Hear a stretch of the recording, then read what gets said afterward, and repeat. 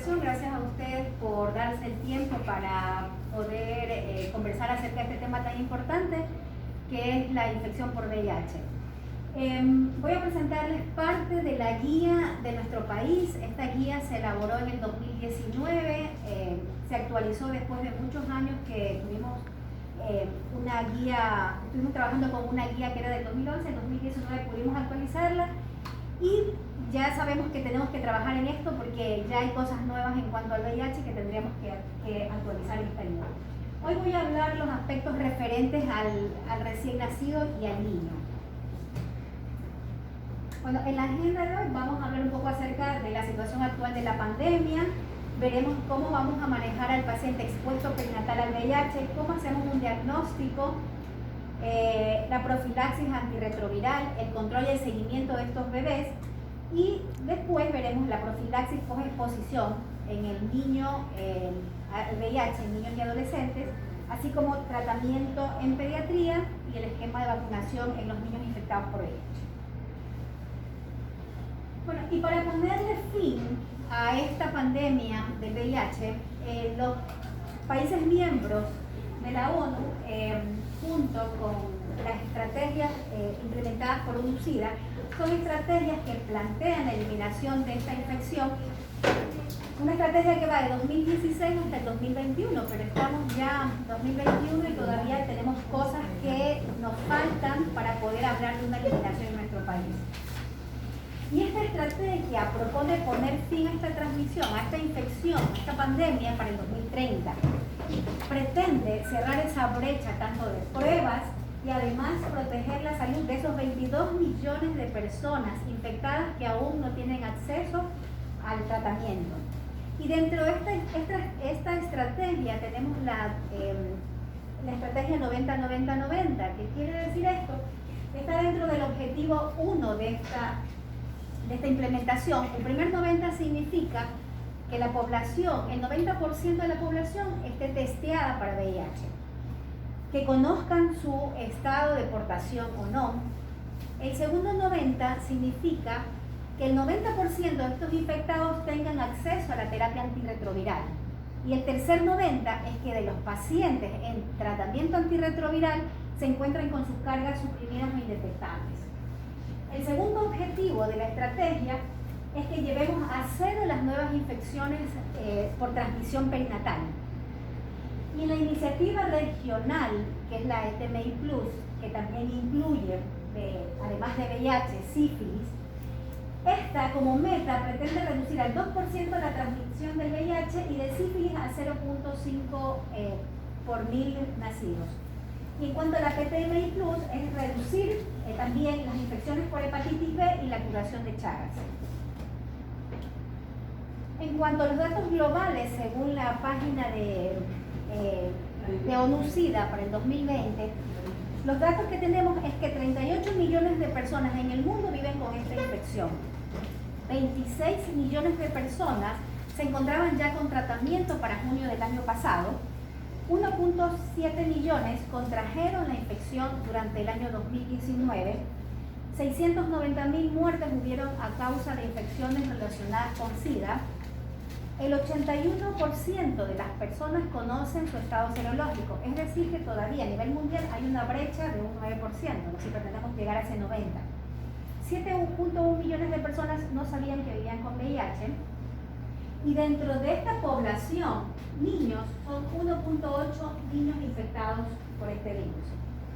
Y desde el 2010 hasta la actualidad, las nuevas infecciones por niños, en niños han disminuido alrededor del 52%, y esto gracias a la terapia antirretroviral que se ofrece en ellos, que si bien no estamos en el porcentaje que debiéramos, pero sí hay mayor acceso a esta. Si hablamos de datos nacionales, según la página nacional, nuestra fuente, el Ministerio de Salud, en el 2019 hubieron 4.320 nuevos casos de infectados por VIH entre niños y adultos. Las provincias de mayor incidencia, Guayas, y le sigue Pichincha, 30 y 20% respectivamente. La infección en hombres es el 72% y mujeres el 23%, la relación está entre 3 a 1. Es ese año se informaron mujeres embarazadas infectadas, 577, y fueron 10 expuestos perinatales que se notificaron. La tasa de transmisión vertical es de 2.07, un poco más baja que la del año anterior, que había sido reportada alrededor de 3. Nuestros niños a nivel nacional están en estos rangos de edad. Menor de un año, 42 niños en el 2019, de 1 a 4 años, 25, 15, de 5 a 9 años, 11, de 10 a 14 años, 15, y aumenta la cifra entre 14 y 19 años porque por las relaciones sexuales que inician tempranamente. Estos son los casos nuevos notificados durante el 2019. Si revisamos cómo están esas metas de 90-90-90 en América Latina y el Caribe, en el 2018, las personas que conocen su estado, 79%, 78% de esas personas en tratamiento, y de esos en tratamiento, 87% estaban con sus cargas virales suprimidas. En cuanto al acceso a tratamiento antirretroviral a los niños de América Latina y el Caribe, ustedes verán cómo entre 2016 y 2018 la cifra se mantiene. Si nosotros pretendemos llegar a un 90, todavía tenemos una brecha amplia, más en niños que en adultos, y estamos alrededor del 46% de acceso. ¿Y qué pasa en Ecuador con esa cascada de atención de 90-90-90? Miren cómo las cifras han ido en aumento de 2016 al 2019, y en el primer 90 estamos en el 79%, en el acceso al tratamiento, que es el segundo 90, 73%, y la indetectabilidad de las cargas virales está en el 82% de nuestra población en el 2019. Ahora, ¿qué es lo que se pretende? Es la eliminación de esta transmisión del virus, ¿no? Y hay países que ya se notificaron libres de esta transmisión. El primer país que obtuvo esta certificación fue Cuba en el año 2015, luego la experiencia en Tailandia, y en la página de OMS ya hay 20 países que están declarados libres de esta transmisión. Y esto es gracias a políticas de prevención de transmisión materno-infantil de VIH, con un cuidado prenatal de esta embarazada, con una terapia antirretroviral temprana, universal a las embarazadas, con monitoreo, vigilancia de casos, y bueno, y estandarización y adaptación también de guías. Esto es un resultado de un fuerte compromiso político de salud pública, en donde la salud de las madres, niños y las familias son la prioridad. Para que un país se considere libre de esta transmisión, debe tener indicadores. Si hablamos de VIH y sífilis, tenemos indicadores de impacto y de proceso. En los de impacto es de que hayan menos de 30 casos o nuevas infecciones perinatales de VIH, menos de 50 casos de sífilis, menos de 2% de tasa de transmisión madre-hijo en cuanto a VIH. Y si hablamos de indicadores de proceso, que el más del 95% de las embarazadas reciban por lo menos una consulta prenatal. Más del 95% de estas embarazadas también sean testeadas para sífilis. Lo mismo que para VIH, y que más del 95% que sean diagnosticadas reciban un tratamiento oportuno. Y esta es la guía de la que les hablaba, en donde se tocan los aspectos tanto de niños, adolescentes, adultos y embarazadas, y hablaremos pues lo que nos corresponde al área de pediatría. ¿Qué es la transmisión materno-infantil del VIH? No es más que la transmisión del virus de la madre infectada al niño. ¿En qué momento? Puede ser ya sea en el embarazo, en el parto o durante la lactancia, en cualquiera de estos 3 momentos. Y tenemos retos también para esta transmisión. Podemos también ser países libres de esta transmisión si cumplimos con ciertas estrategias para la prevención. Y una de las más importantes es la detección temprana en la embarazada. Para poder evitar esa transmisión tenemos que saber si la embarazada tiene o no infección por el virus. Idealmente deberíamos testear a esta mujer en la consulta preconcepcional, pero si no, ya tenemos estandarizadas también las pruebas que se va a hacer una embarazada durante el seguimiento obstétrico, que es una en cada trimestre, al parto y durante el puerperio. Y este es el factor más importante para la transmisión. Una mujer embarazada, sin ningún tratamiento, tiene una probabilidad de transmitir a su bebé entre un 15 y 40% el virus a su bebé. Podemos llegar del 45 a un 2% si cumplimos con estas estrategias, que es, primero, diagnóstico temprano en la embarazada.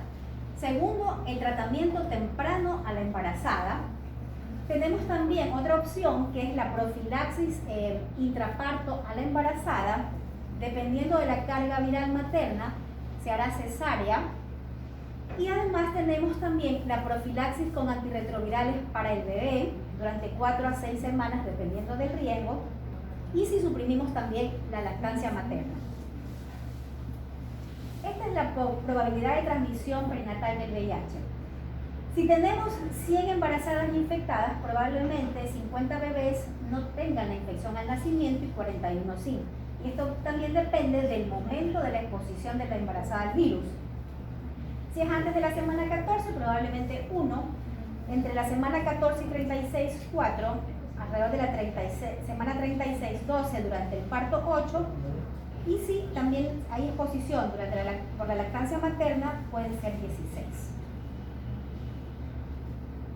La infección en pediatría, esta infección mayoritariamente es por transmisión materno-infantil. 90, hay ciertas publicaciones que hablan 95%, nuestra casuística está alrededor del 96% de transmisión vertical. Y dentro de esta transmisión vertical, los porcentajes de transmisión tienen que ver en el momento de esa infección. Si esta infección se da in útero, la probabilidad es de un 25 a 30%. Si hay intraparto, entre un 70 a un 75%. Y si es a través de lactancia materna, esto agrega un riesgo de un 14%. Pero si la madre tiene su primoinfección en el momento de la lactancia, este riesgo aumenta a un 29%. Hay ciertos factores a considerar para la transmisión vertical del VIH. Ya saben que sin ninguna intervención, esta madre va a transmitir entre un 15 y 45%. El factor más importante es la carga viral plasmática. Si ustedes ven en el cuadro de la derecha, las tasas de transmisión del VIH de acuerdo a la carga viral materna. Entre más baja, si la madre tiene una carga viral suprimida, probablemente sea menos del 2% esta transmisión. Pero a medida que las cargas virales ascienden, por ejemplo, una madre con 100.000, habrá un 40% de transmisión. Otros factores son la carga viral en la leche materna, aunque no hay correlación de la carga viral plasmática con la que se encuentra en leche materna. La adherencia al tratamiento durante el embarazo, que la madre haya hecho seroconversión en el embarazo, es decir, que se infecte recién en el embarazo por las cargas virales elevadas que puede tener ella. Otros factores son que también tenga otras infecciones de transmisión sexual, que haya hemorragia intraparto o prematuridad. En cuanto a este otro factor, que es la lactancia materna, supone un riesgo de un 14 o un 20% de transmisión. El tratamiento antirretroviral disminuye la transmisión, pero no la elimina. Y estos factores se asocian en cuanto a la transmisión a través de la leche, es porque no se sabe cuál es la carga viral real en esa leche. También aumenta el riesgo si la madre tiene pezones agrietados, sangrantes, y también aumenta el riesgo si damos alimentación mixta, es decir, fórmula más leche materna, más que si el bebé recibiera solamente lactancia materna, porque se han encontrado microtraumatismos en esa mucosa intestinal que favorecería el ingreso del virus a través de la mucosa del bebé.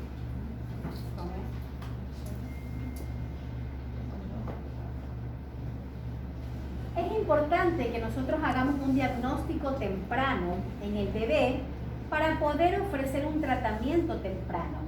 El diagnóstico en el bebé deberíamos hacerlo antes de las 8 semanas de vida. ¿Por qué? Porque con esto podríamos nosotros mejorar la sobrevida de estos bebés, disminuir también la morbilidad en ellos. Y esto fue demostrado a través de este estudio SHARE, en donde se estudiaron niños que iniciaron tratamiento antirretroviral porque fueron diagnosticados antes de los 3 meses y después de este tiempo. A los pacientes que que se les inició el tratamiento temprano, la mortalidad en ellos se redujo un 75%.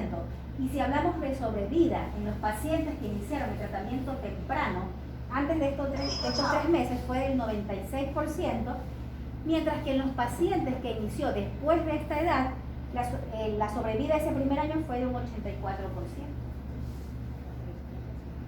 ¿Por qué también es importante hacer un diagnóstico temprano? Porque con un tratamiento temprano podemos bajar esa carga viral y probablemente controlar esos reservorios. Y este es el ejemplo más conocido, el bebé de Mississippi. Es un bebé que nace de una madre de área rural de Mississippi, una madre que no accedió a los controles prenatales. Y a este bebé, si ustedes ven, se le hace la primera carga viral a las 30 horas con 19.000 copias e inician tratamiento temprano. Posterior a esto, la carga viral se mantuvo indetectable hasta los 40 meses, pero este bebé tuvo pérdida de seguimiento a los 18 meses. Hasta los 18 meses recibió el tratamiento y sin tratamiento este bebé se mantuvo indetectable algunos meses. Se sabe que no es una cura, pero sí, este tratamiento temprano llevó a una supresión virológica sostenida con control de esos reservorios, lo que a futuro nos puede llevar a conseguir una vacuna o una cura funcional.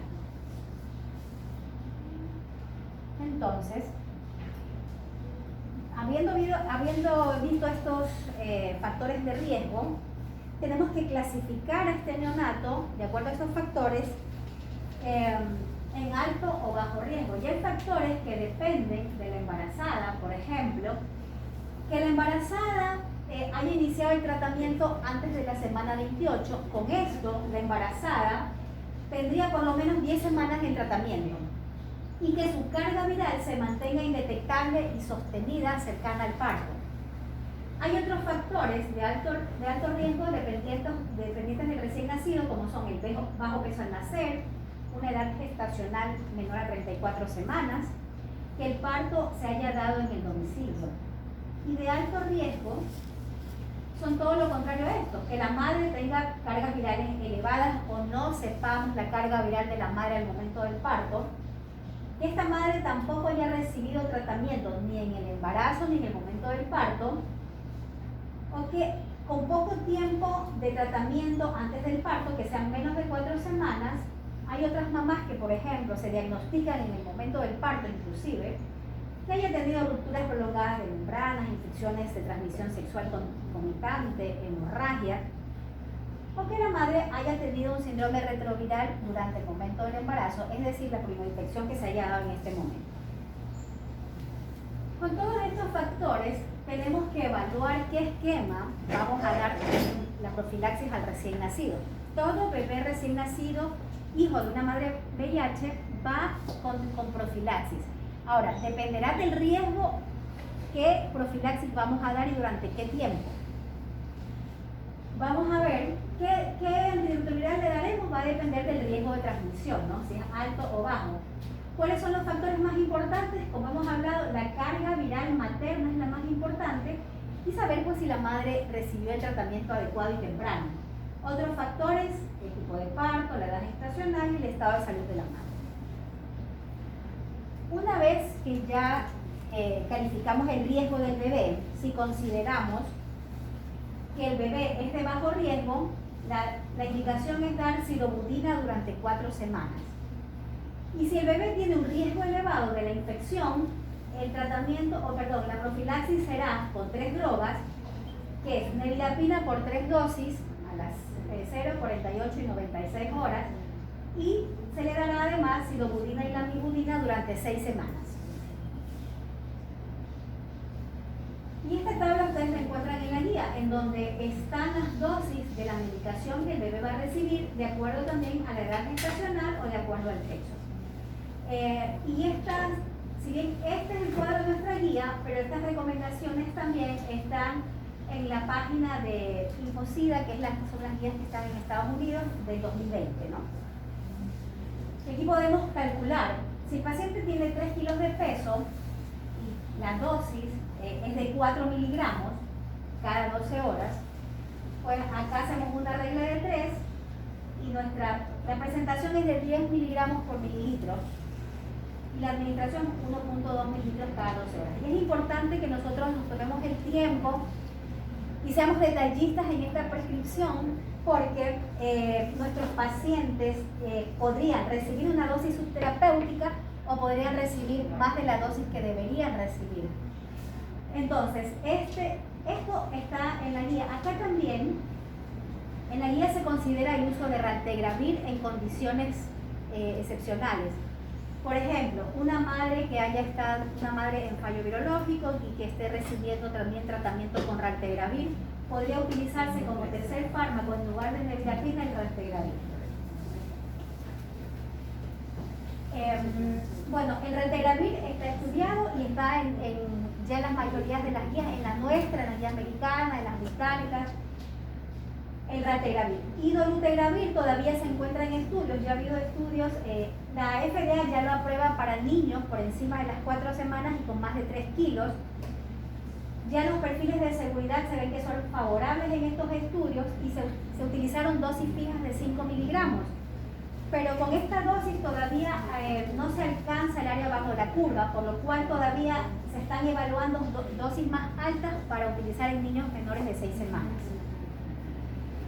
Y este es el kit verde que tenemos en nuestra farmacia. El kit contiene la medicación que ustedes ven para la profilaxis.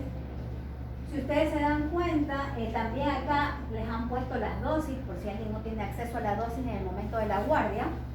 Y también las fórmulas maternizadas para ese bebé. El programa garantiza las fórmulas lácteas hasta los 18 meses de vida para evitar que la madre se corra el riesgo de dar su leche. Y este es el algoritmo diagnóstico del expuesto prenatal. En nuestra guía se recomienda hacer pruebas NAT al nacimiento, es decir, de ácidos nucleicos, sea ADN o ARN, dentro de las primeras 72 horas de vida, y una prueba de anticuerpos, que si bien no nos dan el diagnóstico, pero sí nos sirve para después hablar de seroreversión a los 18 meses. Y aquí tenemos el expuesto perinatal, y a esta edad, bueno, como ya saben, vamos a dar la profilaxis, sea de alto o bajo riesgo, damos la profilaxis e iniciamos los estudios. Si el paciente es de alto riesgo, repetiremos la prueba, la PCR, a la segunda semana de vida. Si se mantiene indetectable, haremos la tercera entre la cuarta a sexta semana de vida, cuando el paciente después de que el paciente haya suspendido la profilaxis. Si es alto riesgo, le daremos 6 semanas, lo podríamos hacer a las 8 semanas, esta tercera determinación de ARN. Si esta también es indetectable, la cuarta determinación la haremos al 4.º mes de vida. Si todas estas en el seguimiento fueron indetectables, la próxima prueba que yo haré es una prueba de anticuerpos y aquí yo debo ver la seroreversión, es decir, la negativización de esos anticuerpos que acá fueron positivos, pero porque era el pasaje de los anticuerpos maternos, ¿no? Y si es un paciente de bajo riesgo, aquí omitiremos la carga viral que hacemos a la segunda semana de vida. Acá, la segunda carga se la vamos a hacer 2 semanas después de que haya suspendido la profilaxis. Esto está alrededor de la 6ª semana. Si también esta es indetectable, la tercera la haremos al 4.º mes, y si también es indetectable, pasamos a hacer anticuerpos a los 18 meses. Si en algún momento del seguimiento estas pruebas son detectables, lo que se recomienda es repetir la prueba y derivarla a la unidad de atención para llevar el seguimiento de estos bebés. Y esto es lo mismo que recomiendan las guías. Estas son las americanas, actualizadas de diciembre de 2020, y esta es la británica, que es del 2018, pero actualizada para 2020. Y la recomendación de las drogas son las mismas. Acá varía un poco el tiempo del testeo de las pruebas NAT. Aquí los americanos recomiendan pruebas NAT al nacimiento, 14 a 21 días, entre 1 y 2 meses, 2 y 3 meses y el 6.º mes. En el alto riesgo, en el bajo riesgo, la primera se la haría entre la segunda y tercera semana, 1 a 2 meses la segunda y 4 a 6 meses la tercera. Acá, en las británicas, el algoritmo nuestro algoritmo es parecido a este, ellos hacen dentro de las primeras 48 horas, antes de que mientras el paciente está hospitalizado, las primeras pruebas NAT, de ahí hacen a la 6ª semana o le hacen a la 2ª semana si el paciente es de alto riesgo, 12 semanas, y incluida la 2ª semana si el paciente es de alto riesgo. Los ingleses lo que tienen acá de diferente es que nosotros tenemos solamente alto y bajo riesgo. Ellos tienen muy bajo riesgo y alto riesgo. Y en el muy bajo riesgo ellos utilizan nada más que silobudina durante 2 semanas. Y este es el seguimiento que vamos a hacer a nuestro bebé recién nacido, hijo de una madre infectada por VIH. Ya sabemos que dentro de las 48 horas vamos a dar la profilaxis de acuerdo al riesgo y vamos a solicitar las pruebas NAT, ADN y ARN para ver la carga viral. Esto nos permite identificar a ese 30% de niños que se infectan in útero. Vamos a hacer además biometría, transaminasas, esto porque podrían haber efectos adversos de los antirretrovirales. Vamos a hacer TORCH y la prueba rápida. Indicamos la vacunación de hepatitis B, damos la fórmula. Vemos durante estas primeras 48 horas vemos la adherencia, de ver cómo la madre maneja la medicación, que sean las dosis correctas, que sepa cómo dar la medicina al bebé. Y hacemos, bueno, la prueba lisa, como les dije, no es para el diagnóstico en el bebé, sino para después de terminar la seroreversión. A los 14 días el bebé todavía está con profilaxis, si es alto riesgo hacemos nuestra segunda prueba en una ARN, repetimos biometría, transaminasas para ver toxicidad. Y bueno, hacemos el control semanal hasta completar la profilaxis. El siguiente control será entre la 4ª y 6ª semana de vida. Aquí el paciente continúa con la profilaxis. Si es el de bajo riesgo, recién aquí haríamos la segunda prueba, ARN. Vemos también toxicidad de los ARB. Y recién a esta edad indicamos la profilaxis para neumocitis virobesis con cotrimoxazol. Antes de las 6 semanas de vida no, porque tenemos riesgo también de toxicidad en estos bebés. A los 4 a 6 meses, ya aquí los pacientes no están con profilaxis, hacemos la siguiente determinación de ARN o carga viral, continuamos evaluando la toxicidad, esta vez por cotrimoxazol, por tanto pediríamos biometría. Si el paciente a esta edad, por ejemplo, si es un paciente de bajo riesgo, todas sus cargas virales fueron indetectables, su ADN también no detectado, aquí podríamos considerar suspender la profilaxis para neumocitis girovesi. Y el siguiente control desde la parte infectológica sería los 18 meses, ya aquí tampoco están con profilaxis. Lo que hacemos a estos 18 meses es las pruebas de anticuerpos para ver la seroreversión. No hacemos ningún laboratorio y aquí determinamos, bueno, si el paciente no está infectado y además hizo seroreversión de esos anticuerpos. Si bien la mayoría de los pacientes negativizan los anticuerpos a los 18 meses, hay una pequeña proporción que pueden negativizarlos antes, a los 12 meses o a los 2 años. Entonces, si en el seguimiento tenemos un paciente con un